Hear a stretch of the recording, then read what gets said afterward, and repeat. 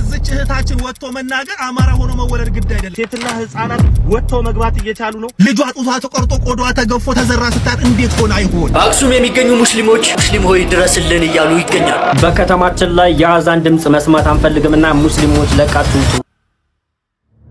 ሰላም ጤና ይስጥልን። በእስነውቃችሁልኝ በአዲስ እና ወቅታዊ መረጃ ተመልሼ በዚህ ቪዲዮ የምንመለከተው አማራ ክልል ጡቷን ተቆርጣ ስለሞተችው ልጅ እንግዲህ የኦሮሞ ተወላጆችም እየወጡ ይሄ ነገር ያወገዙ ያይ ነው የምንገኘው። እሱ የምንመለከተው የሚሆነው እዚህ ደግሞ የአክሱም ከተማ ባለስልጣናት እንግዲህ ሙስሊሞችን ለቃችሁ ውጡልን እያሉ ይገኛሉ። ምንድነው ጉዳዩ? እሱ የምንመለከተው የሚሆነው። ሁላችንም ቪዲዮ ላይክ እና ሼር ማድረጋችሁ እንዳትረሱ። ሰብስክራይብ ለምንድነው የማታደርጉት? አሁን ማርኩ። በሰሞኑ ጉዳይ ስንጀምር እንግዲህ አንድ ልጅ በአማራ ክልል ገለው ጡቷን ቆርጦ እንደነበረ የምናውቀው ነገር ነው። አንድ አይደለም ሁለት ናቸው። ኦሬዲ ይሄን ነገር ወንድማችን የኦሮሞ ተወላጅ ነው አውግዟልና ስሙት እስቲ። ስለዚህ እህታችን ወጥቶ መናገር አማራ ሆኖ መወለድ ግድ አይደለም፣ ሰው መሆን ብቻ በቂ ነው። እንደ ዜጋ እንደ አንድ ኢትዮጵያዊ ይሄ ነገር በጣም ቀፋፊ ነገር ነው፣ እንደ ሀገርም ውድቀት ነው። እናት እንዴት ሆና ይሆን? በመድኃኒዓለም ስታስቡት እናት ወላድ እንዴት ሆና ይሆን? ልጇ ጡቷ ተቆርጦ ቆዳዋ ተገፎ ተዘራ ስታት እንዴት ሆነ አይሆን? እንዴት እንደሚቀፋ አይታችሁታል ወይ? ነግበኔ እኮ ነው ይሄ ነገር።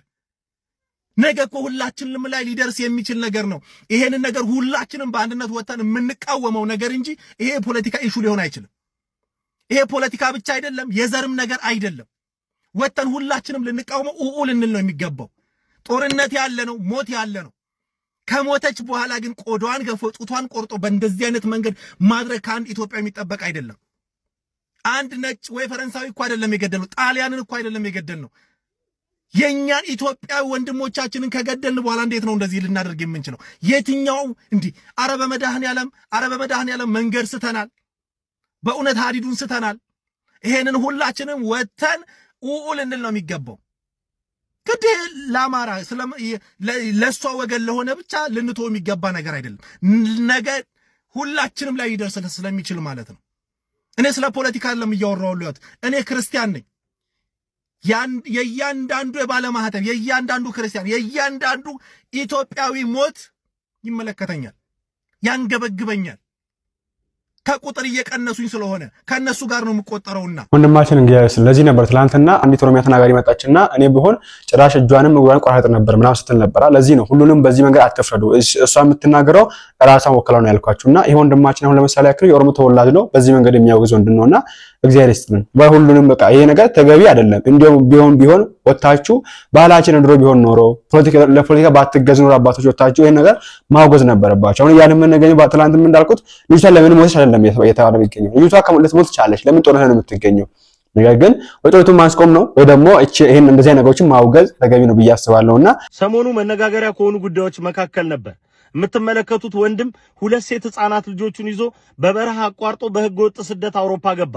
ታዲያ እንዴት የዚህን ያክል ኃላፊነት ይወስዳል? ለራሱ ይጣር ይልፋ እንደፈለገ ይንከራተት። እነኚህን ሁለት ብላቴናዎች ግን እንዴት አብሮ የዚህ ገፈት ቀማሽ ያደርጋቸዋል ተባለ። እኔ ግን ይሄንን ልጠይቅ፣ በማንና እንዴት ለማን ሰጥቷቸው ትቷቸው ይሂድ? ኢትዮጵያ ውስጥ ዛሬ እጁን ዘርግቶ ሴትና ህፃናትን አደራ መቀበል የሚችል ክንድ አለ? ሴትና ህፃናት ወጥተው መግባት እየቻሉ ነው። ሱቅ ደርሰው ህፃናት እስኪመለሱ አይናችን ሳስቶ አንጠብቃቸውም። ሴት ልጅ መውለድ ሴት ልጅን ማሳደግ መከራ ይሆን አልመጣም? ኖረው በዚህን ያህል ሰቆቃ አሳድገናቸው ሞተው እንኳን ረፍት ያገኛሉ ወይ? እኛስ ተገቢውን ፍትህ እናያለን ወይ? ከሞቱ በኋላ ስለ ገዳዮቻቸው ብሔር እየተወራ ጭራሽ በሞታቸው ላይ ሌላ ቁስል አይጨመርም ወይ? እንዴት ሞቱ? በምን ሁኔታ ሞቱ ተብሎ ፖለቲካዊ ምንዛሪ እያየን አይደለም ወይ? በዚህ ሳምንትስ የሆነው ይሄ አይደለም ወይ? ይህን ጥያቄ ለሁላችሁ መጠየቅ እፈልጋለሁ። ቪዲዮን ምን ብዬ ልዝጋው? ፍትህ ለህፃናትና ለሴት ልጅ ልበል ወይስ ልብ ይስጠን ልበል ወይስ ደግሞ ነፍስ ይማር ልበል? ቋንቋውም እኮ እያለቀብን ሄደ ወገኖቼ። ነገራችን ላይ አሁን ልጅቷ ጉዳይ ላይ በጣም የሚያስጠላው ነገር መሰላችሁ? አንዳንድ የፌደራል ወታደሮች ይወጡ ልትገሉን የመጣችው ከዛ እንደዚህ ያደርግናል እናንተ በተመጡ እንደዚህ ነበር ምናረጋችሁ የሚል ነገር ሲያወሩ መስማቱ በጣም የሚያሳፍር ነገር ነውና ስሙት ወንድማችን። እስቲ የምትታገሉት ለኢትዮጵያ፣ የታጠቃችሁት ከኢትዮጵያ፣ የምትከፍላችሁ ኢትዮጵያ፣ የምታበላችሁ የምታጠጣችሁ ኢትዮጵያ፣ ያላችሁት ኢትዮጵያ፣ የምትገሉት ግን ኢትዮጵያዊ አይከብድም? በትክክል የተገቢ አይደለም። ይሄ እንደዚህ መደረግ የለበትምና ኦኬ ገላችሁም ሆነ ካልገላችሁ ዝም ብላችሁ ብትቀመጡ ነው የሚሻለው። ፌደራል እንዴት ነው ውጊያ ሜዳ ላይ ሆኖ ስልክ ይዞ የቀረ ቲክታክ ገብቶ የቀረ ላይቭ ገብቶ እናንተ በትመጡ እንደዚህ ነው የምናረጋችሁ የእናንተም ድርሻ ይሄ ነው ምን እንደዚህ መግባት አልነበረባችሁ ምናምን ነገር እውነት ለመናገር እኮ እንደዛ የምትወር ራሱ ገና 18 ዓመት ያልሞላችሁ አላችሁ። ያይን ነበር አሁን ገና ትናንሽ 20 ዓመት ያልሞላችሁ አላችሁ። እናንተ ራሱ ገና እኮ ትምህርት ቤት መሄድ የነበረባችሁ ሰዎች ናችሁ። ልጅቷ ትምህርት ቤት መሄድ ነበረባት። ከዛ ውጊያ ጦር ሰጣችኋት ስትዋጋ ሞተች። ከዛ እንደዚህ ታወራላችሁ ሳላችሁ መታችሁ። እናንተስ ብትሆኑ ትምህርት ቤት መሄድ ነበረባት። ሀገራችንነት እኔ አላቅም ፍትህ ቢኖር ኖሮ እናንተ ራሱ ትምህርት ቤት ነበር መሄድ ነበረባችሁ። ውጊያ ላይ መሄድ ነበረባችሁ። ወዳጅ ላይ የገባችሁት ይሄን ነገር እንዴት ተባብረን እናስቁም የሚለው ነገር ላይ ቢወራ ይሻልም ወይ የሚል ነገር ማንሳት ፈልጋለሁ። እቺን አጠር የምትገጥሙ ስማት እስቲ።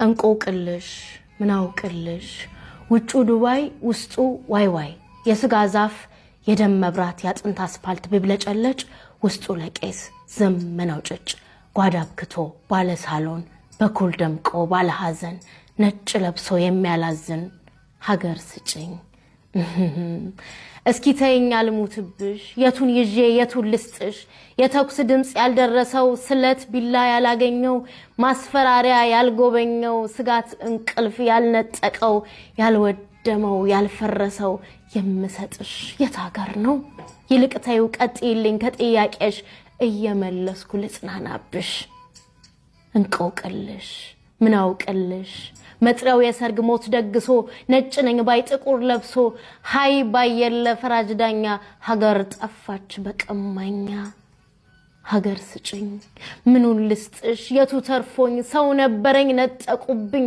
አረዱብኝ አገቱብኝ ገደሉብኝ እና ታዲያ በሰው አልባሸን ተረሩን ሜዳፈሩን ከተረፈው አለብዬ አገር ልስጥሽ አትመሚኝ ተይኝ ባክሽ ለነገሩ ምን ታደርጊ ቢጨንቅሽ ነው ምትጠይቂኝ ቢቸግርሽ ቆሜ ሲሄድ ሰው መስየሽ የኑሮ ሳት የገረፈኝ የዘርጋንጃ ያፈዘዘኝ ጥማተኛ ያባይ ልጅ ነኝ ክንፌን ሰብረው እሽ የሚሉኝ እግሬን አስረው የሚገፉኝ በቁም ገለው ያልቀበሩኝ በድን ሟች ነኝ ሀገር ይያልሽ አታስናፍቂኝ እንቆቅልሽ የምትዩ አገር ካለው ለሱ ተዩ ህልም አፋችኝ ጨዋታውን እንቀይረው አንዴት ጎስቋላ እናት ይህን ስትል ሰማው ልጆቼን ጥሩልኝ ደክማለች በሏቸው ጎኔ ተመናምኗል ልትያይ ካይናቸው እንደ ዋዛ እንደ ቀልድ እንዳልቀልጥባቸው ይበጀኛል ያልኩት ጠላት ሰልጥኖብኝ ስጋዬን ጨርሶ አጥንቴን ሰበረኝ ሰብሳቢ እንዳታጡ እናት ዋዛ አይደለች ይልቅ ድረሱልኝ አትገኝምና አንዴ ካመለጠች ውሻውን ካልናቁ ባለቤት አይነኩም የምደፈርበት በጣም እንመለከተው እንግዲህ ያቺ መከረኛ ሀገር አክሱም አለችና በዛ ከተማ እንግዲህ ሙስሊሞች ሂጃብ ለብሰው እንዳይማሩ ወይ ሴቶች ሂጃብ ለብሰው እንዳይማሩ የሚልክ ብዙ ጊዜ ይወጣል እንደሚታወቀውና አሁን ደግሞ ጭራሽ ሀገራችንን ምጡልን እያሉ ነው የሚገኙት የዛ ከተማ ነዋሪዎች ደግሞ ወይ ክርስቲያኖች ብለው እንግዲህ ነገሩን ሃይማኖታዊ ነገር አድርገውታልና እንስማት ነው ወይስ በከተማችን ላይ የአዛን ድምጽ መስማት አንፈልግምና ሙስሊሞች ለቃችሁ ውጡ ከፈለጋችሁ ወደ ሳውዲ ከፈለጋችሁ ደግሞ ወደ ሽረ እጅግ አሳፋሪ ዜና ነው ይዤላችሁ የመጣሁት ሙስሊም ሆነ ሁሉ ይህን ቪዲዮ በቻለው መጠን ሁሉ ሼር ኮፒ ሊንክ ሪፖስት እያደረገ ማዳረስ ግዴታችን ነው በአክሱም የሚገኙ ሙስሊም ወንድም እህቶቻችን ሁሉ ድምጽ ሆኑን የድረሱልን ጥሪ እያሰሙ ይገኛሉ አንደኛ እኛ መሬት የሰጠናችሁ እንድትኖሩበት እንጂ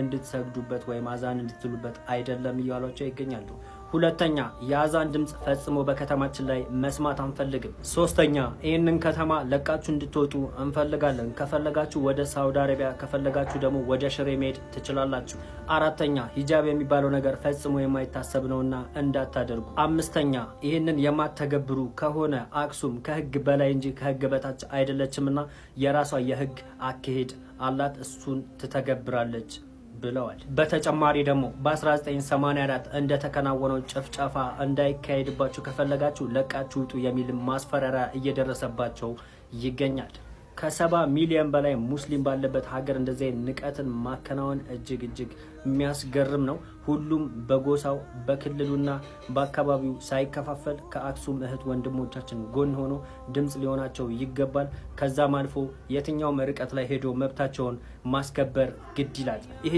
ጅማሮ በሂጃብ በተማሪዎች ላይ የተጀመረ ነበር በዛ ምንም ማድረግ ሳንችል ስንቀር ወደ ከፍተኛው እርምጃቸው መሄድ ጀምረዋል። አሁንም ቢሆን የኢትዮጵያ ሙስሊም በሙሉ በመናበብና በአንድነት በመቆም ከእህትና ከወንድም ጎን ሊቆም ግድ ይሏል።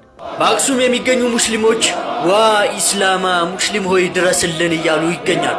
እንግዲህ በአክሱም የሚገኙ ክርስቲያኖች ሙስሊሞች ከዚህ በኋላ አዛን እንዳታወጡ፣ አዛን ድምፅ መስማት አንፈልግም፣ ከፈለጋችሁ ወደ ሳውዲ መሰደድ ትችላላችሁ፣ ኒቃብና ሂጃብን ጭራሽ እንዳታስቡት፣ ከዚህ በፊት በጅምላ ሙስሊሞችን እንደጨፈጨፍ ነው አሁንም እንድንጨፈጨፍ እንዳታደርጉን እያሉ እየዛቱባቸው ይገኛሉ።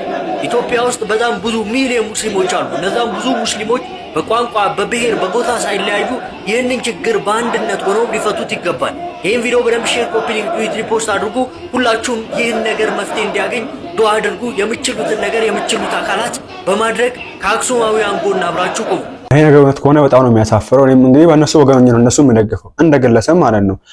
ተገቢ አይደለም፣ ነግበኔ ነው ይሄ ነገርና ኦልሬዲ እጃብ አድርጋችሁ በኢትዮጵያ መንደር ትምህርት ይመጣችሁም የሚለው ነገር የቢጃው ማየት ነው። አሁን ለምሳሌ ያክል እነዚህ ፊታቸውን ሸፍነው ምናምን እሱ ከሆነ ተገቢነት ይችላል። ቢኮዝ በጣም ይሄ ነገር አሁን ላይ የቀረ ነገር ነው። ሁለተኛ ደግሞ በተለያየ ምክንያት ይከለከላል። ብቻ እስቲ የሚለው ተመልከቱት።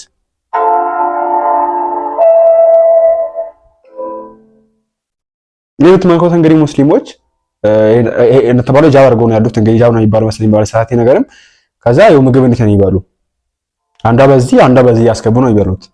ይሄ ነገር ምንም ፋይዳ የለውም። አሁን ላይ ሜቢ ትምህርት ቤት ስትገቡ ጥበቃ ነው ይችላል። አንዳንዶቹ ደግሞ እንደዚህ ለብሰው ፊታቸውን ሳው ሲባል ፊታቸውን የሚያሳዩ አሉ። በዚህ መንገድ ብዙ ወንጀል ይሰራል እንደሚታወቁ ሀገራችን ላይ። ይሄ ግልጽ ነው፣ ሀገራችን ላይ ሳይሆን ዓለም ላይ የሚሰራው ወንጀል ነው። ይሄን እነሱ የሚከራሉ ብዬ አላስብና ሜቢ እንደዚህ አይነት ነገር ትምህርት ቤት አድርጋችሁ እንዳትመጡ ከተባለ ሊሆን ይችላል። ከዚህ ስንማርም ሻሽ አስራችሁ ትምህርት መጣችሁ የሚባል ነገር እንዳልናቃልና ለምሳሌ ኦርቶዶክሳውያን ትምህርት ቤት ሲሄዱ ነጠላቸውን ይዘው ሊሄዱ ይችላሉ። አብይ ጾም ላይ ምናምን ሲሆን ነጠላቸውን ይዘው ሄደው እዛ የተረቀዱ ከሆነ በዛ ባጥሩ በኩል አንተን ለመሳለ ምናምን ነገር ማለት ነው። ወይ ደግሞ ስግደት ቀን ከሆነ ለመስገድ እዛው ይዘው ይሄዳሉና ይሄ ነገር ሲከለከል ነበር እንደምናውቀው። አሁን ተው ሲከለከል ነበር። አሁን ላይ ግን አክቹዋሊ የተመለከተ የምንገኘው ጭራሽ ይሄ አንዴ ትክክል አይመስለኝም። እናንተም እናንተ አሳስቀምጡበት። ይሄን ወንድም ነው ስሙት። ነገሩ ጭራሽ ወደ ሃይማኖት አስከብሯልና ስሙት እስቲ። የሙስሊም ሴቶች እንዳይሸፋፈኑ ወይም ደግሞ ሂጃብ እንዳያደርጉ በፓርላማ ተከለከለ። የፖርቱጋል ፓርላማ ሙስሊም ሴቶች እንዳይሸፋፈኑ በህግ መከልከሉ ተሰምቷል። በዚህ ቪዲዮ ላይ በርካታ ክርስቲያኖች ኮመንት ላይ ማለት ነው ይሄ ህግ በሀገራችን ቢደነገግ ብለው ሐሳብ ሲያቀርቡ ነበር። በርካታ ክርስቲያኖች ማለት ነው። ከዚህ ንግግራቸው የምንረዳው ምንድን ነው? አንደኛ ፖይንት እነሱ መተግበር ያቃታቸውን ሙስሊም እህቶቻችን ስለተገበሩት የበታችነት ስሜት የተሰማቸው ስለሆነ ማለትም መበለጣቸው ስለገባቸው ማለት ነው የጥላቻ ስሜታቸውን ኮመንት ላይ እየገለጹ ነው ማለት ነው። ምንድነው በመጽሐፋቸው አንደኛ ቆሮንቶስ ምዕራፍ 11 ከቁጥር 6 ጀምሮ ጳውሎስ በዚህ መልኩ ሐሳቡን አስቀምጧል። ምን በማለት ሴት ልጅ ጸጉሯን ትላጭ፣ ኦኬ፣ መላጨቷ ደግሞ የሚያሳፍር ከሆነ ትሸፈን እያለ ይናገራል። ጸጉሯን ትሸፈን። ኦኬ። ስለዚህ ይህንን ትዕዛዝ መተግበር ሲከብዳቸው ማለት ነው ሙስሊም እህቶቻችን በልጧቸው ሲገኙ ማለት ነው ጥላቻ ስሜታቸውን ኮመንት ላይ ይገልጻሉ። አንደኛው ፖይንት ይሄ ነው። ሁለተኛ ደግሞ የገዛ መጽሐፋቸውን የእግዚአብሔር ቃል ብለው ቢጠሩት መጽሐፍ በአደባባይ እየተቃወሙ ነው። ለዚህ ነው ይሄ ህዝብ ያሳዝነናል የምንለው። ለዚህ ነው ሰው የገዛ መጽሐፉን በአደባባይ ይቃወማል። መጽሐፍ ቅዱስ ብሎ ያመነበትን መጽሐፉ ተሸፈን ያለ እሱ ደግሞ በሀገራችን መሸፈን ይቁም እያለ ይቃወማል። አንደኛ መጽሐፉን አያነቡትም። ሁለተኛ ቢያነቡት ለራሱ አያውቁትም፣ አይተገብሩትም። እንደው መጽሐፋቸውን እንኳን አያነቡም ብንል በየቀኑ የሚሰግዱላት ስዕል አድኖ ተብሎ የሚያዘው የማርያም ስዕል ማለት ነው። እዚህ ጋር የምታዩት ጸጉሯን ተሸፍናለች። ጸጉሯን ብቻ አይደለም አንገቷን ተሸፍናለች። ቢገባቸው መርየም ሙስሊም ነች፣ ማርያም ሙስሊም ነች፣ አለይሃ ሰላም ዒሳን የወለደች ማለት ነው። ኦኬ ንጽሕት ነች። ግን እንደው ማርያም ይላሉ፣ ግን የሷን ተግባር እንኳን አይከተሉም። ይሄ ነው እንግዲህና እናንተስ ምን ታላችሁ በዚህ ጉዳይ ላይ? ተገቢ አይመስለኝም። እኔ መከልከል ያለበት እውነት እንደዚህ መጀመሪያ የሰማነው አሁን ከሀገራችን ውጡልን፣ አሰግዱም፣ እዚህ ኑሯችሁን ወደ ሳውዲ አረቢያ ሂዱ፣ ሂዱ፣ እንደዚህ ተገቢ አይደለም። ምክንያቱም ይሄ ነገር ጦሱ ለኛው ነው የሚተርፈው። እኛ ኦርቶዶክስ የሆኑ ክርስቲያን የሆኑ ኢትዮጵያዊ የሆኑ ክርስቲያን ነው ኢትዮጵያዊ የሆኑ ሳውዲ አረቢያ የሚኖሩ ሰዎች አሉ፣ ዱባይ የሚኖሩ አሉ፣ ዩናይትድ አረብ ኤሚሬት ያለው አሉ፣ ሌሎች አረብ ሀገራት ላይ የሚገኙ አሉ። እነሱ ነው ጦሱ ባይዘው ይሄ ነገር የሚተርፈው ለነሱ ነው። እነሱ ያሰቃዩአቸዋል። እናንተ እዚህ ከነካችሁ እዛ ደግሞ እነሱ ላይ ችግር ይደርሳልና እንደ የአክሱም አሰራር እንግዲህ የአክሱም መንግስታዊ አካል እኔ ምን አስበው እንደዚህ እውነት ከሆነ ምን አስበው ነው አላውቅም። እኔ እና ተገቢ አይመስለኝም። እና እንደውች ነገር ምን ልታረዋት እንዳሰባችሁ አላውቅም። እኔ ግራሚ ጋር ነገር ነው። አሁን ላይ አገር ወቅት የሚገኘው ግራሚ ጋር ነገር ነው የሚገኘው። በዚህ በአራቱም አቅጣጫ እንደምንድነው የሆነ ያለው የመቱ ነገር ነው የሚገኘውና እስቲ አስቡበት ይሄን ነገር ቆም ብላችሁ እና ሙስሊሞችም እንግዲህ እውነት ነው የሚለው ነገር ብታጠሩ መልካም ነው ብዬ አስባለሁ። ይሄ እውነት ከሆነ መረጃው ግን ተገቢ አይደለም፣ ትክክል ነው ብዬ አላስብም። እኔ መስከር አትችሉም፣ ሀገሩ አልሰጠናችሁም፣ ከሀገራችን ውጡ አይባልም፣ እነዚህ አይባልም። እና ይሄ ኋላ ቀርነትን ሐሳባችሁን ከውስጣችሁ አጥፉ። ክርስቲያን ከሆናችሁ እንደዚህ የምታደርጉ ካላት አሁን ችግሩ የነ ክርስቲያን አይደለም እንደዛ የሚያደርገው ካላት ኦርቶዶክስ አይደለም። እና የአክሱም ኦርቶዶክሳውያን ጽንፈኛ ኦርቶዶክሳውያን ተብሎ ነው እየተወራ የሚገኘው ሚዲያ ላይ አላመጣውላችሁ እዚህም ጋር ሰምቻችሁ ነበር። እና ተገቢ አይደለም። አንድ ከክርስቲያን ጋር አታገናኙት። ሁለተኛ ደግሞ እዛ የአክሱም መንግስት ሊፈታው የሚገባ ነገር ነው እንጂ ገና እዛ እነሱ እንደዚህ አድርጓል ብለው አሁን እዚህ ወላጋ የሚገኙ ሙስሊም ኦርቶዶክሳውያን ላይ ችግር ሊደርስ ነው። ስልጣን ላይ በሚገኙ ኦርቶዶክሳውያን ላይ ችግር ሊደርስ ነው። ኦሮሚያ ክልል በሚገኙ ኦርቶዶክሳውያን ችግር ሊደርስ ነው። እንደዚህ ነው የሚሆነውና አክሱም መንግስት እንግዲህ የአክሱም አገዛዝ ማየት አለባቸው። የእናንተ ስህተት አይደለም። እና ኦርቶዶክሳውያን በብዛት የሚገኙበት ደግሞ ክርስቲያኖች በብዛት ስለምትገኙ ነው እንደዛ ያደርጋችሁ የምትገኙት። ሌላ ቦታ ደግሞ ሙስሊሞች በብዛት የሚገኙበት ክርስቲያኖች ደግሞ ትንሽ ያሉበት ቦታ አለ። እዛ ጋር ችግር ይፈጣ ብላችሁ ቀድማችሁ ብታስቡ መልካም ነው ብዬ አስባለሁ። እውነትም ኢትዮጵያ ሀገራችን ናት ወይስ ተሰደን መተን ነው? ይሄ የሁሉም ወጣት እውነት ለመናገር ጥያቄ ነው። ባቀው መልስልህ ነበረ። እውነት ለመናገር በጣም ብዙ ኮሜንቶች በውስጥ ራሱ በጣም ብዙ ማስፈራራት ምናምን እየደረሰኝ ነው። የጠየቅኩት እኮ ጥያቄ ነው ወገን፣ ጥያቄ ነው። እና ደግሞ ስለ ወጣቱ አስቡ ነው ያልኩት። ምክንያቱም አሁን ያለው ወጣት ገመድ ይሻለኛል፣ ማላታይን ይሻለኛል፣ ወይ ዘራ ይሻለኛል ምናምን እያለ ማለት እያማረጠ ነው ያለው። ምክንያቱም መስራት ስላልቻለ አሁን የኛ ጥያቄ እውነት ለመናገር አላቅም፣ በዚህ ልክ እኔ አላቅም። ብቻ የሆነ ነገር ለመጠየቅ እንኳን በጣም ምን ያህል ሰቀቀን ውስጥ እንዳለን ነው ልንረዳ የሚገባው። እና ደግሞ የመጀመሪያው ቪዲዮ ምን ያህል ሰው ችግሩን እንዳወጣለት ማለት ችግሩን እንዳወራሁለት ነው። እኔ አሁን እግዚአብሔር እንደዚህ ይሆናል ብዬ አስቤ አይደለም ያንን ቪዲዮ ፖስት ያደረኩት፣ ግን ዝም ብዬ የሆነ ሰዓት ላይ እኔ ያጣሁትን ገንዘብ ሳስበው በጣም ያበሳጨኛል። ምክንያቱም ሀይ ባይሆን የመጣው ግብር 2018 ያንን ቤት ሳልዘጋ በስርዓት መቀጠል እችል ነበረ፣ ግን ደግሞ አልቻልኩም። በቃ በምን ምክንያት? በግብሩ ምክንያት። ሁለተኛ ነገር ደግሞ ምንድነው ሰው ግንዛቤ የለውም። አሁን ለምሳሌ ገቢዎች ስንሄድ ምን ይዘን ምን አድርገን ምን አስተካክለን አመቱን ሙሉ ምን ማድረግ እንዳለብን ራሱ አናቅም። ለምን? ስለ ገቢ ማለት ስለ ግብር ስለ ታክስ ህዝቡ ምንም አይነት እውቀት የለው። መንግስት ደግሞ በቻለው አቅም መጀመሪያ ሲስተም ውስጥ ከማስገባት በፊት ማድረግ ያለበት ነገር ምንድነው? ለሰው ግንዛቤ መስጠት ነው። እንደዚህ አድርጉ፣ ቀጣይ እንደዚህ ይሆናል። ለምሳሌ አሁን ዋና ማይችል ልጅ ወይ ደግሞ ዋና ማይችል ሰው ዝም ብለን ባህር መሃሉ ላይ ወስደን ብንገፈትረው መጨረሻው ሞት ነው። የኛም ሀገር ደግሞ ሁኔታ አሁን የታክስ የግብሩ ምናምን እኛ ግብር አንከፍልም አላልንም። የሆነው ምንድነው ምንም በማናቀው ሲስተም ውስጥ ተዘፍቀናል። በቃ ተወርውረናል፣ ገብተናል። ከዛ የከሰረው ከስሮ ይወጣል። ከዛ በኋላ ስራው የሚሆነው ምንድነው በየጥጋ ጥጉ ድድ ማስጣት፣ በቃ ሱሰኛ መሆን፣ ጌም ምንድነው ቁማር መጫወት ምናምን ብዙ ነገሮች ማለት በቃ ወጣቱ እንደዛ ነው። ቁማር ስንል ደግሞ ወደ ቢንጎ እንዳትመጡ፣ ቢንጎም ቀርቷል። እንኳን ደስ ያላችሁ። እና ምን ልላችሁ ፈልጌ ነው ባጭሩ ለወጣቱ አስቡ ነው ቻይንኛው። በቃ እኔ አታንበቅብቁኝ በውስጥ እየመጣችሁ ወጣቱን አሰልጥኑት፣ ስጡት። ጀግና ወጣት ነው አሁን ላይ ያለው መስራት የሚፈልግ ከማንም ሰው ማንም ሰው ላይ መጦር የሚፈልግ ሰው የለም። ሴት እንኳን ሆና 2-3 ልጆችን ይዛ ምናምን ነገር በቃ ይሄ ጀግና ሆኖ ምናምን ነው መኖር የምንፈልገው፣ ከራሳችን ነው ማግኘት የምንፈልገው ምናምን እና በጣም መልፋት የሚፈልግ ወጣት ነው ያለው። ይሄንን ወጣት ለምን ትገሉታላችሁ ነው። ትንንሽ ቢዝነስ የሚሰሩ ሰዎች ያን ያህል ጫና ባታደርጉባቸው፣ ስራቸው ማለት ስራቸውን ሄዳችሁ ብታዩ ብታበረታቷቸው በጣም ማለት ብዙ ነገሮች እኮ እናያለን እኮ ማለት እኔ ያላቅም ብቻ ለመናገር ግን ይሄንን ወጣት ነው መያዝ ያለባችሁ። ብሶተኛ ነው እንዴ ካፍቶናል። እውነቴን ነው። መሰደድ እንፈልጋለን ግን ገንዘብ የለንም። በዚህ ላይ አማራጩ መንገዱም የለም ምናምን በቃ በጣም ያስጠላል። ድሮ እኮ የሆነ ሀገር እንኳን ዝም ብለን ብር ብለን እኮ አረብ ሀገር እንሄድ ነበር። አሁን ላይ እሱም ነገር ከብዷል። በዚህ ላይ ደግሞ አብዛኞቻችን ልጆች አሉን እንዴ ነው ወይስ ልጆቻችንን ይዘን ይሄ 2 ህፃን ልጅ ይዞ በሊቢያ እንደሄደው ሰውዬ እንሰደድ ወይ እንዴ? በቃ ግራ አታጋቡን ነው የኛ ጥያቄ። የወጣቱ ጥያቄ ይሄ ነው። በጀመርነው ስራ አበረታቱን። ወሽመጣችን እያላችሁ አትጣሉን። እና ደግሞ በስርዓት አስረዱን። ገቢዎች ሲኬድ ምን ይዘን መምጣት እንዳለብን 30,000 ፎሎወር ባለው የገቢዎች የቴሌግራም ቻናል ወይ 100,000 ባለው ምናምን ብትለቁ 120 ሚሊዮን ህዝብ ነው ያለው። ከዛ ውስጥ ደግሞ ግማሽ ለግማሽ የራሱ ቢዝነስ ያለው ሰው ሊሆን ይችላል። ቻናሉን የማያውቀው ሰው ሊሆን ይችላል ምናልባት የሚመጣው እዛ ጋርና በትክክል እንኳን ሂሳብ መዝገብ ያዙ ምናምን ብሎ እንኳን የሚያስረዳ ሰው የለም። ይሄን ያህል መጥቷል ከፍለህና ረንዴ ይሄን ያህል እኔ እኮ ገንዘቡ ራሱ የለኝም ምን አይመለከተኝም ከፍለና ቅሬታ ክፍል ስትሄዱ ሌላ ቅሬታ ክፍል እሱ ራሱ ይፈልጋል። ትላንት ነገራችኋለሁ በዚህ ጉዳይ ላይና አስረዱን ነው አሁን የኛ ጥያቄ። አስረዱን እንዲያሳውቁን። ገና ያደገች ያለች ሀገር ናት። አው በቃ በዘልክ በዚህ አሁን በኮሪደር ልማቱ ልክ ቡርቅቅ አድርገን ባናስብ ጥሩ ነው። አናቅም ምንም ነገር እንዴ ንገሩን፣ አስተምሩን። ትልልቅ ባለሀብቶች ደግሞ ለታናናሾቻቸው አስተምሩነት። እናንተ ሀብታም ሆናችሁ አልጨርሳችሁ እኛ ከኋላችሁ ተከትለን ሀብታም ብንሆን ምናችሁም አይጎልባችሁም፣ ችግር የለውም። ሀገሪቷ ብዙ ሀብታም ነው የሚኖራትና ቢያንስ እስቲ አሳዩን መንገዱን፣ ምሩን። እንዴ እኛማ ምን ሄድበት መንገድ በሙሉ ከፊት ለፊቱ ገደል እየሆነ ተቸግረናል።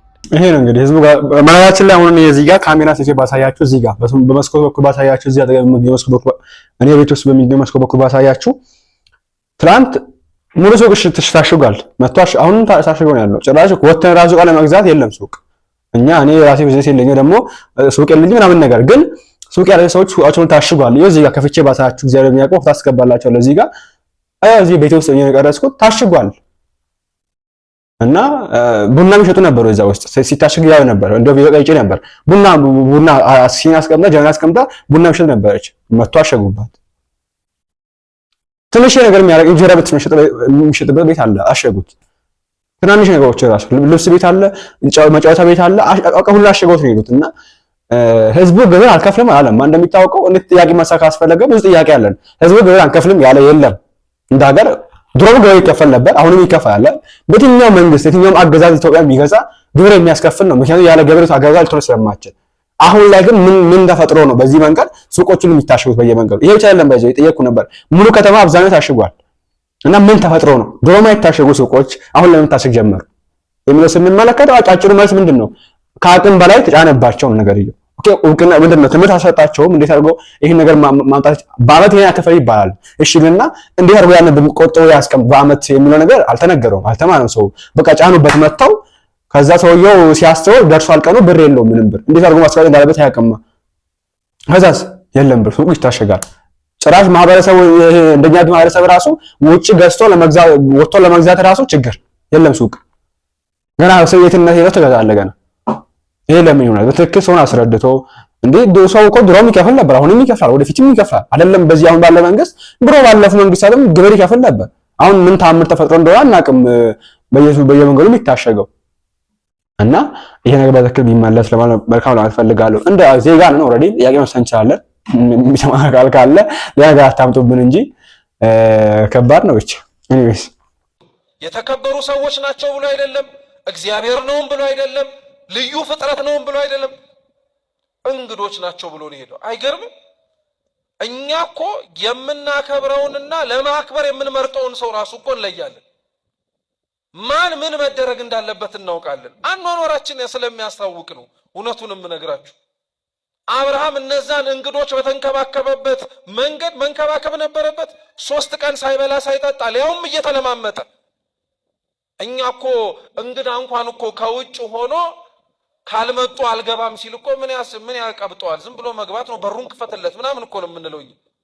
እንግዳ እንኳን እንዴት አድርገን መንከባከብ እንዳለብን አናውቅም። ለምን መሰላችሁ ይሄን የምለው? ሲጀመር እንግዳ ማለት መታረም ያለበትን ሌላ ነገር ልንገራችሁ። እንግዳ ማለት ዘመድ ማለት አይደለም። እንግዳ ማለት ጓደኛ ማለት አይደለም። እንግዳ ማለት እኔም ማውቀው እናንተ የምታውቁት ሰው አይደለም። እንግዳ ማለት የማታውቀው ሰው ነው። ክርስቶስ ዳግም ሲመጣ እንግዳ ሆኜ ተቀብለኸኛል ሲል ወገን ዘመድህን እኮ አይደለም፣ የማታውቀው ሰው ሆኖ ነው የሚመጣው። አብርሃም እነዚህን 3 አረጋውያን ከዚህ በፊት አይቷቸው አያውቅም። እግዚአብሔርም አንተ ጋር ሲመጣ አይታው በማታውቀው መንገድ ሊመጣ ይችላል። ማን የጠበቀዋል? ተመልከቱ። ቅዱስ ጳውሎስ እግዚአብሔርን በብርሃን መጥቶ ይጥለኛል ብሎ ጠብቆት ነበረ? አልጠበቀውም እኮ። ሰይፍ ይዞ ለመጣው ለጳውሎስ ደንዳናና ጨካኝ ልብ ለጊዜው እግዚአብሔር ግን በብርሃን የተገለጠለት ማን ይጠበቃል? ከሰይፍና ከብርሃን የትኛው ይጠነክራል? ክርስቲያኖች ብርሃን አይቶ የሞተ ሰው ታውቃላችሁ? ሰይፍ ግን ተነስቶበት የሞተ ሰው አለ፣ ደንግጦም ወይ ተመቶም ጭምር። ሰይፉ የጳውሎስን ጭካኔ ሲወክል፣ ብርሃኑ ደግሞ የእግዚአብሔርን ፍቅርን የሚወክል። ጨካኝ ሆኖ ለመጡበት ሰዎች ራሱ እግዚአብሔር አመጣጡ አይገርምም? በፍቅር ነው። ለምን መሰላችሁ? መዓቱ አይመልስም ፍቅሩ ካልመለሰ። የእግዚአብሔር ፍቅሩ ካልመለሰን ካላስተካከለን በፍጹም መዓቱ ሊመልሰን አይችልም። እንዴት ብሎስ ጭምር መዓቱን ለመድነው። እንደምታዩት ቁጣውንም ጎርፉንም በሽታውንም ወረሽኙንም ለመድነው መዓቱን። አሁን ምናልባት አዲስ ሊሆንብን የሚችለው ለኛ ፍቅሩ ነው። እንደ አዲስ ልንቀምሰው ልናጣጥመው የሚያስፈልገን ህመንም ሊያርመንም ሊያስተካከለንም የሚችለው ነገር በፍጹም ጳውሎስ በጠበቀው አላገኘውም። እንደ እንግዳን ያገኘው። ናትናኤልንም ተመልከቱት፣ እንደ እንግዳን የሆነበት ከናዝሬት መልካም ነገር ሊወጣ ይችላልን ብሎ ነው የጠየቀው። ነው ያልኳችሁ፣ እውነት ነው። ናዝሬት የድሆች ከተማ ናት። ድሆች ከሆኑት ባለጸጋ፣ ሰዎች ከሚገፏቸው ሌላውን ሰው ሊያቀርብ የሚችል ሰው ሊወጣ ይችላልን ብሎ ጠየቀ። ያልተጠበቀ ነገር ነው። አብርሃምም ያልተጠበቀ ነገር ነው ያደረገለት እግዚአብሔር። ለዛ ነው ቅዱስ ጳውሎስ የዕብራውያን መልእክቱ ላይ አንዳንዶች ባለማወቅ እንግዶችን እንቀበላለን ብለው እግዚአብሔርን ተቀብለዋልና ይላል። ልክ ነው። እንግዳ መቀበል ክብር አለው። ክርስቲያኖች ዛሬ ደጃችን ላይ ያንኳኳ የሚለምኑትንና የሚማጸኑትን የማናውቃቸውን ሰዎች እውነት ብንችል ምን አለ ደጃችንን ከፍተን ብናስገባቸው። ቤታችን ባናስገባ ግቢያችን ቢቀመጡ፣ የምንበላውን ቢበሉ የምንጠጣውን ቢጠጡ ምን ችግር አለበት? እውነት በጣም ነው የምናሳዝነው። እማንበላውን ለምን ለሰው እንሰጣለን? እማንጠጣውን ለምን ለሰው እንሰጣለን? እንዴ ወንጌል እኮ እንደዚህ አላስተማረችንም። የእውነቴን የምነግራችሁ በፍጹም ስንደግስ እንኳን ብድራቱን ሊመልስ ለማይችል ሰው ነው ጠርተን እንድናበላ የሚያዘን በፍጹም። ምክንያቱም ብድርህን ሊመልስ ለሚችል ሰው ብትቀልበውማ የተሻለ ድግስ ደግሶ አንተንም ባለዳ ያደርጋል። ድሆችን ግን ብታበላቸው ሰጥተው ሊሄዱት የሚችሉት አንድ ያለቻቸው ሀብት የክርስቶስ ስም እግዚአብሔር ነው። እግዚአብሔር ይስጥ ይላሉ። ማን ይስጥ? እግዚአብሔር ይስጥ። እንዲህ አብርሃምን እንደዚሁ ታሪኩን ስናመጣው ቀላል መሰለ እንጂ እኮ በጣም ባለጸጋ ሽማግሌ እኮ ነው። ረጅም ዓመት የኖረ እንግዳ ለመቀበል ያለው ፍጥነት አይገርማችሁ? እየሮጠ ሄዶ ከእግራቸው ተደፋ ባልበላ እንጀቱ። ጌቶቼ በፊታችሁ ሞገስን አግኝቼ ከሆነ እባካችሁ አትለፉኛል። እስኪ አቤቱ በሉ አትለፉኝ። አይገርምም? ትልቅ ጸሎት እኮ ነው። እግዚአብሔርን አትለፈኝ ማለት እግዚአብሔርን አትለፈኝ ማለት ትልቅ ጸሎት ነው በእውነት። ቤተ መቅደስ የምንጸልየው ቢጠፋን እንኳን እኮ ቆመን ቦታው የሱ እንደሆነ ካወቅን የመምሪያ አድባር ዛፍ ስር የተገለጠው እግዚአብሔር ዛሬ በዛፉ አምሳል በሆነች በቤተ ክርስቲያን እንደሚመጣ እንደሚወርድ ካወቅን ምንም በጸለይ ቢከብደን እኮ አትለፈኝ ማለት አንድ ጸሎት እኮ ነው። አትለፉኝ። ሞገስ አግኝቼ እኮ አትለፉኝ። ሞገስ ባይኖረንም አይለፈን ብሎ መለመን ነው። ለእግራችሁ ውሃ ላምጣ አለ፣ ልጠባችሁ አለ። እሺ እንደወደድክ አድርጋሉት። አብርሃም ውሃ አምጥቶ አጠበ። ምን ለማለት ተፈልጎ ይመስላችኋል? ክርስቶስ በመስቀል ከመሰቀሉ አስቀድሞ በዛች የሐሙስ ምሽት እራት ላይ ስጋውን ደሙን ቆርሶ ከመስጠቱ አስቀድሞ በእራፊ ጨርቅ ወገቡን ታጥቆ የደቀ መዛሙርቱን እግር ቁጭ ብሎ ዝቅ ብሎ ምን አድርጓል? አጥቧል። በደንብ አድርጎ ተመልከቱ። አብርሃም ግን ከደቀ መዛሙርቱ በለጠ። አይደንግም? ክርስቶስ እግራቸውን አጥቦ ከጨረሰ በኋላ ሁሉም በጣም ተገርመው ነበር። በተለይ ቅዱስ ጴጥሮስ። እሱማ ገና ሳይታጠብ ራሱ እኔ በአንተ እጅ ምን አላረግም ብሎ ነበር። አልታጠብም ብሎ እኮ ነበር። ግን ክብሩን ሲነግረው ካልታጠብክ ድል ፈንታ የለህም ሲለው እግሬን ብቻ ሳይሆን መላ ሰውነቴን እጠበኛል። አይ እግሩን የታጠበ ይበቃዋል አለ። እግሩን አጠበው። ከዚህ በኋላ አለቀ። አብርሃም አይገርምም?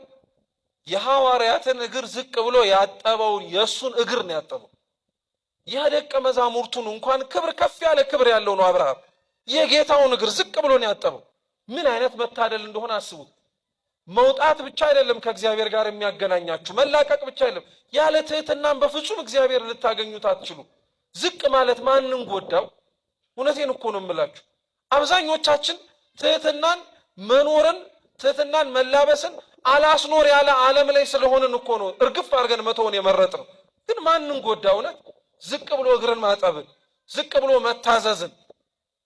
ሊያውም ቤተ ክርስቲያን ውስጥ ያለ ሰው በጣም ነው የሚገርማችሁ። በጣም እኮ ቀላል ነገር ነበረ። ከትህትና ትንሹ ነገር እሱ ነበረ፣ መታዘዝን ማለት ነው። አብርሃም ዝቅ ብሎ እግራቸውን አጠበ እና ሊቁ አምብሮስ ምን ይላል መሰላችሁ? ሰው የሌላውን እግር ዝቅ ብሎ የሚያጥበው በሌላው እግር ላይ ያለውን ቆሻሻ ለማጽዳት ሳይሆን በሱ ላይ ያለውን እድፍ ለማንጻት ነው ይላል። እየሰማችሁ ነው? አብርሃም ዝቅ ብሎ የጌቶቹን እግር ሲያጥብ እነሱ ደግሞ እሱ ባላወቀ የራሱን በደል ያጥቡለት ነበር። ትህትና ዋጋዋች ናት። ማን ከኛ መካከል ዝቅ ብሎ ሌላውን ለማገልገል የሚፈልጋል? ማን ዝቅ ብሎ ከኛ መካከል ሌላውን ለመታዘዝ የሚፈልጋል? እውነት እንዲህ አይነቱ የታደለ ጸጋ ያለው ሰው ዝቅ በማለቱ ሌላውን እየጠቀመ ሳይሆን ማንን ነው መልሶ የሚጠቅመው? ራሱን ነው በደሉን የሚያነጻው። ከእግዚአብሔር ፊት ያለንን ሸክም እንዲቀልልን ትፈልጋላችሁ? የሌሎቹን ሸክም እናቅልልላቸው። ወጥቶ ለተቀበለው እግሩን ላጠበለት ያለውን ላቀረበለት ለአብርሃም አሁን ደግሞ እግዚአብሔርን መልስ መስጠት ጀመረ። እግዚአብሔር እንዲህ አምላክ ነው። ስንወጣለት ክፉ ከማይስማማው ነገር ስንለይለት በትህትና ሆነን ዝቅ ስንልለት ያለንን ነገር ይህ ነው ያለን ብለን ስንሰጠው ያኔ እሱ ደግሞ መሙላትና መስራት ይጀምራል። ምን አለው? ለመጪው ዓመት ስመጣ ወይም በቀጣይ ዓመት ስገኝ ልጅ ትወልዳለህ አለ። ማን ነገረው? ልጅ የለኝም ብሎ አብርሃም ከእግዚአብሔር ፊት አንዲትም ቅሬታ አላሰማም። ዛሬ እኮ ያለን ክርስቲያኖች ከእግዚአብሔር ፊት የማናሰማው ምን ቅሬታ አለ? እስቲ እንዲያውም ይገኝ። አሁን እውነት እግዚአብሔር እንደ እንግዳኛ ቤት ቢገኝ እና እንንከባከበዋለን? እሱ መሆኑን ስናውቅ ራሱ ጥያቄያችንን የምንጀምረው መጀመሪያ እኔ ጉዳይ ይለቅ ብለን። አብርሃም ማድረግ ያለበትን ነገር በሙሉ አረገ። እግዚአብሔር ከዛ በኋላ እሱ ሊነግረው ያልፈለገውን በልቡ ጓዳ ያለውን ነገር ደግሞ እያወጣ መናገር ጀመረ። ለዛ ነው ሊቃውንት አሁንም መልሰው ወደ አብርሃም ድንኳን ይመልሱናል። በአብርሃም ድንኳን ውስጥ የነበረችው ሳራ አብርሃም በእግዚአብሔር ፊት ያልተናገረው የልቡ ምስጢር ነው። በአብርሃም ድንኳን በውጭ የነበረው አብርሃም ደግሞ ለእግዚአብሔር ያወራለት ነገር ነው። ለእግዚአብሔር መስማት ያለበትን መሆን ያለብንን ነገር ስንሆንለት ለኛ የሚያስፈልገንን መስጠት ይጀምራል። ዛሬ የምንፈልገውን ከእግዚአብሔር ያጣነው እኮ እኛም ለእግዚአብሔር እንደሚፈልገው ስላልሆንለት። እውነታው እንደዛ ነው። ልጅ እሰጥሃለሁ፣ ለሚመጣው ዓመት ልጅ ይኖርሃል አለ። ከውስጥ ሆና እንደሰማችሁት ባለቤቱ ሳቀች እና ለምን ትስቂያለሽ አለ። ከዛም በኋላ የወለደችው ልጅ ይስሐቅ የተባለው ይስሐቅ ሲባል ሁሌም መሳቋን በእግዚአብሔር ፊት እያስታወሰች ያንን ልጅ የእግዚአብሔር እንደሆነ እንድታውቀው ለማድረግ። ነገር ግን እኛ የትምህርታችን ዋናው አስኳል አድርጌ ቁጥር 14 ላይ ነገርኳችሁ ነገር ነው። ሳራ ትወልጃለሽ የሚባለውን ንግግር አብርሃምም ጭምር ሲሰማ ምንድን ነበር ያሉት? እሷም በሴቶች ልማድ እንደቀረባት አብርሃምም እንዳረጀ ተናገረች እና ራሱ እግዚአብሔር ለነሱ ነው በእውኑ ለእግዚአብሔር የሚሳነው ነገር የለምን አለን ብሎ የጠየቃቸው። እቺን ንግግር ክርስቲያኖች ከዚህ ውጪ ሌላ ቦታ ታውቃታላችሁ? ገብርኤል ሲለው አልሰማችሁ? አረሳችሁት እንዴ? ቅዱስ ገብርኤልም እኮ ብሏታል እቺን ንግግር አይደል እንዴ? ለእመቤታችን ሲያበስራትና ሲናገራት ለእግዚአብሔር የሚሳነው ነገር አለን ብሎ አልተናገረም? ተናግሯል። አያችሁት? የአብርሃም ድንኳን አይደለም ማለት ነው። ታሪኩ ስለሷ ነው የሚያወራው። የመምሪያ አድባር ዛፍ መስቀሉ ነው። ሶስቱ አረጋውያን አብ፣ ወልድ፣ መንፈስ ቅዱስ ነው። ሳራ ትሰናዳበት የነበረው አብርሃም ከውጭ ሆኖ እግዚአብሔርን ይጠባበቅበት የነበረው ድንኳን እመብርሃን ናት።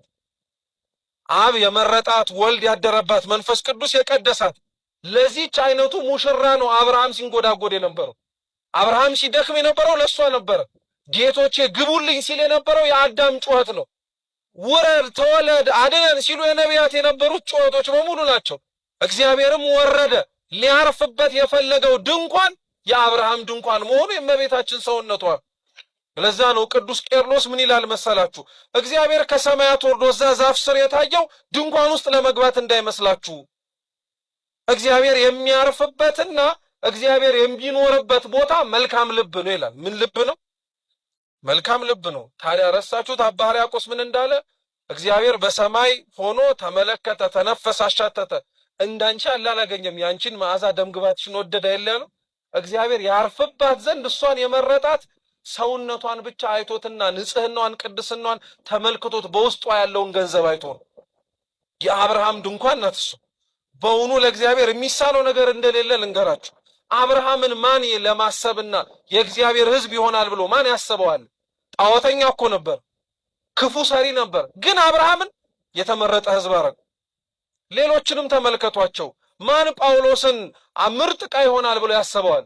ማንም፣ እግዚአብሔር ብቻ ነው። ማን እመቤታችንን የአምላክ እናት ልትሆን ብለው ያሰባት ሰው አለ? ማን ብቻ ነው ያሰባት? እግዚአብሔር ካሰባት በኋላ ግን ፍጥረት በኋላ አልዘነጋትም። ይሄው እስካሁን ድረስ ወደፊትም ጭምር ብጽዕት እያሏት ይኖራሉ እመቤታችን። በእውኑ ለእግዚአብሔር እውነት ነው፣ የሚሳነው ነገር የለም። ሰው ሊሆንባት የመረጣት አዳራሽ እሷ ናት። አብርሃም ሲናገር የነበረው እግዚአብሔርም ለአብርሃም ሊያሳምነው የፈለገው ለምንድን ነው? ለእኔ የሚሳነኝ ነገር የለም፣ ሰው ሆኜ ላድርበት የመረጥኩት ያንተ ደጅ ነው ሊል። ክርስቲያኖች ለእግዚአብሔር የሚሳነው ነገር እንደሌለ የምታምኑ ከሆናችሁ እኛም ውስጥ ሊያድር የሚፈልግ አምላክ እንደሆነ አትዘንጉት።